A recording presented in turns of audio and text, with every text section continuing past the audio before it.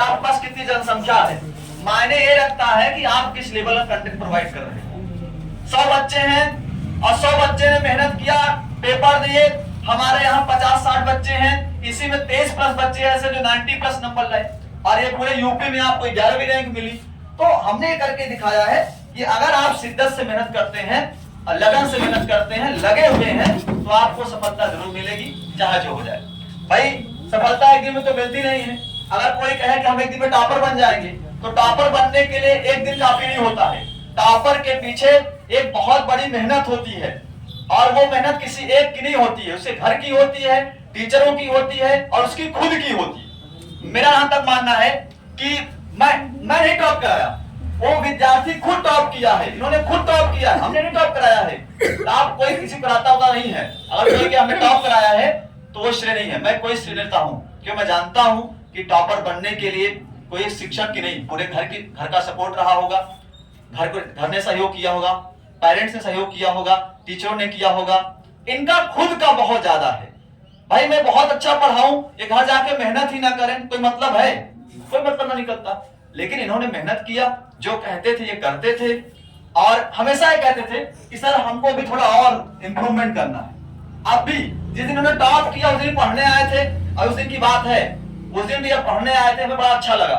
हमें यह अच्छा लगा कि सफलता मिलने पर कभी भी बहुत ज्यादा घमंड नहीं करना चाहिए, व्यक्ति को हमेशा अपने लक्ष्य पर फोकस करना चाहिए, और ऐसे ही जो स्टूडेंट होते हैं वही जाके आगे कुछ बनते हैं। अगर आपका लक्ष्य निर्धारित है तो आप जरूर बनोगे, ठीक। और हमने हमेशा कहा कि मेरा उद्देश्य कभी पैसा कमाना नहीं रहा, मेरा इतना उद्देश्य रहा कि मैं अगर शिक्षा क्षेत्र में हूं तो लोग मुझे केवल जाने, मेरे पेरेंट्स को मेरे नाम से जाने, और मेरा कोई उद्देश्य नहीं रहा।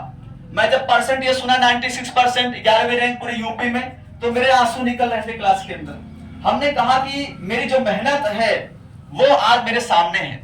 मैं क्लास में जो कहता था मैंने करके दिखाया, और जो लोग मजाक उड़ा रहे थे कि अरे नाइट क्लास चलाते हैं, रात में भी पढ़ाते हैं, क्या करते होंगे पता नहीं, बच्चे पढ़ते होंगे, सोते होंगे, मैंने उनको दिखाया कि मैंने मेहनत किया है। मैं सोता नहीं था, 12 तक 1 तक मुझे नींद ही नहीं आती थी।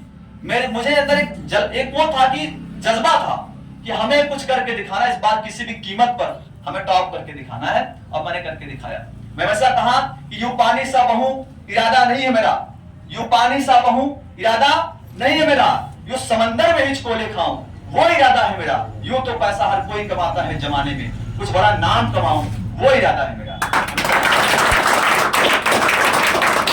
तो जब भी आप कामयाबी के पीछे 2 रहस्य होते हैं, एक होती है आपकी मेहनत, दूसरा होता है सही मार्गदर्शन। ऐसे बहुत लोग पेपर दिए हाई स्कूल का, इंटर का, तो उसमें बहुत सारे ऐसे विद्यार्थी हैं जिनको ये पता होगा कि यहां से क्वेश्चन पुट अप होते हैं। तो हमने क्या प्रयास किया कि जब हम नाइट में पढ़ाते थे या क्लास में पढ़ाते थे, तो हम प्रयास करते थे कि क्वेश्चन को फैक्ट बनाया जाए, कि जो क्वेश्चन अधिक पूछे आते एग्जाम में, उन क्वेश्चन को अच्छे से लिखने की प्रैक्टिस की जाए। जो हम नाइट में कहते थे कि आप लोग लिखने की बेहतर प्रैक्टिस करो, क्योंकि अगर आप कितना आपको आता है मायने रखता है, कितना आप रिप्रेजेंट कर पाते हो ये मायने रखता है। एग्जाम के अंदर आपको बहुत नॉलेज है, लेकिन आप जाने के बाद वहां पर लिख नहीं पाए, उसको आप रिप्रेजेंट नहीं कर पाए, तो कोई बात नहीं, आप कुछ नहीं कर पाएंगे। इसलिए प्रतिभा जो होती है उसे दिखना चाहिए, और प्रतिभा को दिखाने के लिए ही मैंने कहा कि यह सम्मान समारोह रखा गया तो केवल इस चीज के लिए रखा गया कि आपका मोटिवेशन बढ़े, जो अन्य 10th वाले हमारे आने वाले हैं वो भी आगे जाएं। ठीक, हमने बहुत संघर्ष झेला है। अगर मेरे बारे में जाने तो हमारा जो जीवन है शुरू से लेकर संघर्षों से भरा हुआ रहा। बचपन में हमारी जो पढ़ाई थी, पढ़ने की विशेष सुविधाएं तो नहीं थी, लेकिन हमारे घर में हमारे पिताजी जो थे उनका कहना था अगर मैं बिक जाऊंगा तब भी तुमको पढ़ाऊंगा। मैं इलाहाबाद गया तो इसी जज्बे ने हमको वहां पर रखा। मैं 4 वर्ष तक वहां रहा और मैंने पढ़ाई की। बहुत लोग गांव में ऐसे कहते थे अरे वहां क्या करता होगा, ऐसा वहां के बच्चे पढ़ते नहीं है, ऐसा करते होंगे, लेकिन उनको भरोसा था कि ये पढ़ेगा और मेरा नाम करेगा। हम कहते भी थे आप जो पैसा लगा रहे हो मेरे पीछे, एक एक पैसे का सूद से लौटा दूंगा, क्योंकि मैं हमेशा प्रयास करता था, मेरे घर की कंडीशन चाहे जैसी भी हो, लेकिन पढ़ाई से मैंने कभी कंप्रोमाइज नहीं किया। पढ़ता था, चाहे दिन पढ़ना चाहे रात पढ़ना हो, पढ़ाई के समय पढ़ाई होती थी, चाहे जो हो जाए। तो हमेशा 2 चीज याद रखो कि सफल बनने के बाद पेरेंट्स को हमेशा अगर वो कोई बात कह रहे हैं तो उनकी बातों में टालना नहीं, अगर तुम जीवन में आगे, क्योंकि पेरेंट्स ही ऐसा है, आज की दुनिया में सब बदलनी है, कोई तुम्हारा नहीं है, यहां तक कि तुम्हारा भाई, तुम्हारी सगी बहन तुम्हारी नहीं है। क्यों? क्योंकि दो चीजें हैं, सफलता मिलती है, सब मित्र बनना चाहता है, लेकिन अगर तुम असफल हो गए थोड़ा सा तो कोई तुम्हें नहीं पूछेगा। इसलिए आप लोग आगे जाएं, और हम जो मेहनत कर रहे हैं वो इतना सा है, ये जो ग्रामीण क्षेत्र है हमारा है, गांव है, यहाँ के बच्चों में बहुत टैलेंट होता है।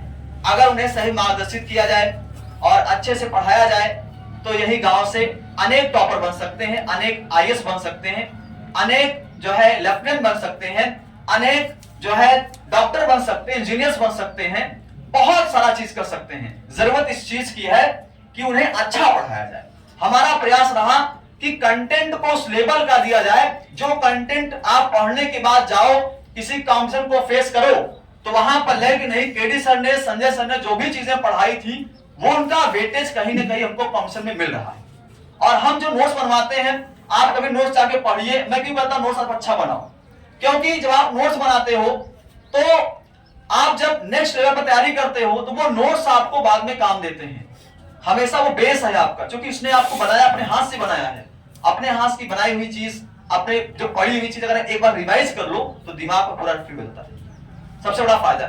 तो अगर आप कंपटीशन में जा रहे हो इसके बाद, तो जरूरत इस चीज की है कि आप लोग नोट्स बनाओ अच्छा, और नोट्स को कई बार रिवाइज करो और उसको लिखने की प्रैक्टिस करो। हाई स्कूल वाले सुन ले, अगर आप भी इसी तरीके से रैंक लाना चाहते हैं तो दो चीज याद रखो कि आंसर लिखने की प्रैक्टिस, और जो पढ़ो, मेरा टैगलाइन है कि पढ़ो ऐसा पढ़ाओ और सीखो ऐसा सिखाओ।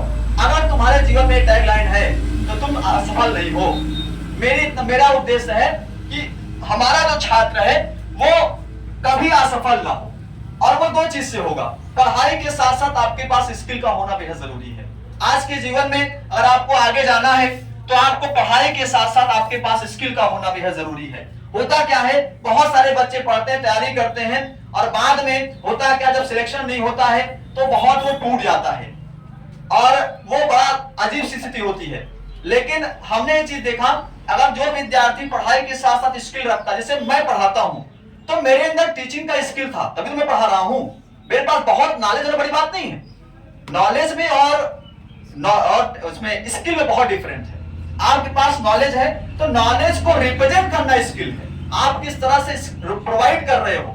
इंग्लिश तो बहुत लोग पढ़ा रहे हैं, मैं तो बहुत लोग पढ़ा रहे हैं, लेकिन जो कंटेंट हम पढ़ा रहे हैं, यानी सब बच्चे बैठे होते हैं, ऐसा पढ़ाओ कि जो कमजोर से कमजोर छात्र है उस चीज को, वही चीज को समझ जाए, ये आपकी स्किल है। और वही टीचर पढ़ाता है, बहुत अच्छा पढ़ाता है, लेकिन किसी को समझ में नहीं आता, तो ये डिपेंड करता है आपकी स्किल पर। मैं हमेशा फोकस करता हूं कि जो कमजोर मेरी क्लास का छात्र है वो टॉपर बने, क्योंकि मैं जानता हूं कि जो तेज है वो तो तेज है, लेकिन जब कोई कमजोर छात्र टॉप करता है, रैंक लाता है, तो आंतरिक भी खुशी होती है और एक अलग सा माहौल भी बनता है। तो जीवन में आप लोग आगे बढ़ें, और सर भी बोलेंगे क्योंकि समय कम था, लेकिन जो भी चीजें हैं अच्छे से हो जाए, और हमारा इतना उद्देश्य है कि आप लोग पढ़ लिख करके इस केडी क्लासेस का जो नाम है वो ऐसे ही करते रहें और नए नए कीर्तिमान स्थापित करते रहें, क्योंकि हमारा उद्देश्य, तो आप ऊपर देखो, हमारा उद्देश्य ग्रामीण शिक्षा जगत में एक नई क्रांति का, नई क्रांति का इतना सा मतलब है कि अगर मेरे यहाँ से पढ़ा हुआ छात्र जब निकले तो ये गर्व से कह सके मैं केडी क्लासेस का छात्र हूँ। और केडी सर और संजय सर दोनों लोग जितने भी यहाँ पर टीमें काम कर रही हैं वो सही मार्गदर्शित करती हैं, और वहां का पढ़ा हुआ कोई भी विद्यार्थी असफल नहीं होता है। यहाँ का पढ़ा विद्यार्थी वो जीवन में सफल जरूर होता है, क्योंकि पढ़ाई के साथ साथ मैं आपको पर्सनालिटी डेवलपमेंट भी देता हूँ। हम जानते हैं कि पढ़ाई अकेले कराना ही बड़ी बात नहीं है, बल्कि आज के जीवन में अगर आपको बेहतर करना है तो स्टूडेंट के पास बोलने की शैली, पढ़ने की शैली, लिखने की शैली और व्यवहार की भी शैली, तो हर एक एटमॉस्फेयर के अंदर ढलने की जो स्किल है अगर आपको आ गई तो किसी भी कॉम्पिटिशन को आप बीट कर सकते हैं। और एक चीज है, 6 मंथ के अंदर दुनिया का ऐसा कोई एग्जाम नहीं जिसको आप नहीं क्रैक कर सकते। जरूरत इस बात की है उसके सिलेबस को पढ़ना और ईमानदारी और शिद्दत के साथ नोट्स बनाना, एग्जाम हॉल में प्रैक्टिस लगाना और लिखने की प्रैक्टिस करना, और जो प्रीवियस क्वेश्चंस हैं उसको बेहद लगाना।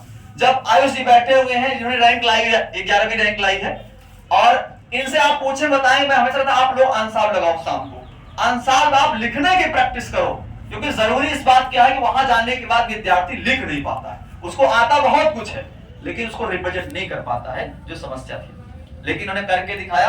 बेहद खुशी हमको है, आज पूरी केडी क्लासेस को इनके ऊपर गर्व है कि पूरे यूपी के अंदर 11वीं रैंक लाना, 96.33% बना देना, ये कोई छोटी बात नहीं है, बहुत बड़ी बात है। एक छोटी सी संस्था हमारी है, लेकिन इसके गौरव को इन्होंने बढ़ा दिया। यही नहीं, बहुत बच्चे हैं जिन्होंने बढ़ाया है, 23+ बच्चे ऐसे जो 89 से 90 के बीच हैं, और यहाँ बैठे हुए हैं विश्वास बैठे हुए जिनका 12th में 90% है, और अन्नू बैठे का 83 पॉइंट कुछ परसेंट है, और निक्की तिवारी बैठे इनका 88 पॉइंट कुछ परसेंट है, योगेश जी बैठे हुए इनका 89 पॉइंट कुछ परसेंट है। तो अभी आपके सामने लोग आएंगे भी, और हम चाहते हैं थोड़ा सर बोले और इसके बाद हम फिर से आपके समक्ष उपस्थित होंगे।